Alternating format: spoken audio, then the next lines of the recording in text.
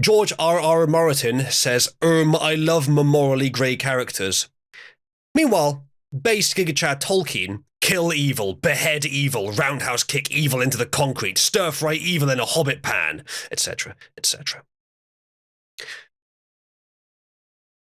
Yeah, pretty based. I would, out of these two, like, having seen at least the screen adaptation of both, I saw the Game of Thrones, and I've obviously seen Lord of the Rings movies. Much preferred Lord of the Rings.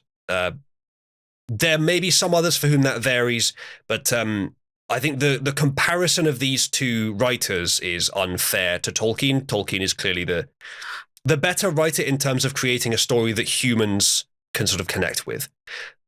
George R. Martin, though, is a skilled writer.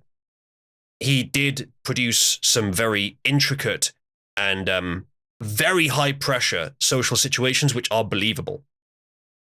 But I feel like his writing is deliberately pessimistic, deliberately unpleasant to try to make the reader either feel shock or feel disgust or something like that. Some people are into that, but I don't think it's the majority. Lord of the Rings, however, as far as I'm concerned, appeals to pretty much every person of any kind of conscience. Like psychopaths probably don't find anything interesting in Lord of the Rings. Pretty much everyone else can get something positive from Lord of the Rings. There's value in having characters that are morally grey, I think, but this is another thing that I wanted to talk about with different kinds of stories.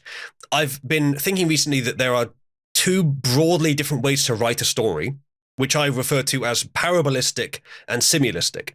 Parabolistic, there can be plot holes. It doesn't have to be completely realistic. You're not running it as a simulation. It's more about the meaning and the satisfaction you can derive from experiencing the story, and about the interesting concepts you can explore with the story.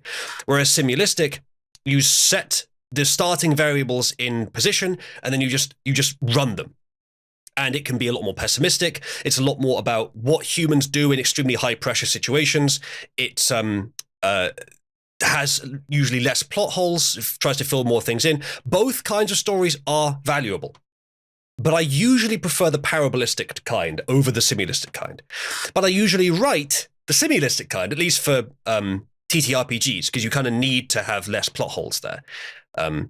So Tolkien's is much more so parabolistic, and George R.R. Martin's is much more simulistic, in that Tolkien's is more about the message and the satisfying conclusion and the interesting concepts, whilst George R.R. Martin's is more about the high-pressure situations, the simulation, the pessimism and the lack of hope that you would find in a dark but real place. Of course, Tolkien's work is not full of plot holes. It doesn't have to be, but it's focused on the parabolistic more so. Still, both valuable works.